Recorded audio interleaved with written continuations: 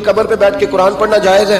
لو دلیل سن لیں، مشکات کی حدیث ہے کتاب الایمان میں، رسول پاک پڑھیے درود شریف صلی اللہ تعالی علیہ وسلم۔ حضور صلی اللہ علیہ وسلم نے حضرت سعد بن معاذ کا جنازہ پڑھایا، پھر حضور قبر پہ کھڑے ہو گئے اور نبی پاک تسبیح پڑھنے لگے، سبحان اللہ والحمدللہ ولا الہ الا اللہ واللہ اکبر۔ پھر حضور نے پڑھا سبحان اللہ والحمدللہ ولا الہ الا اللہ واللہ اکبر۔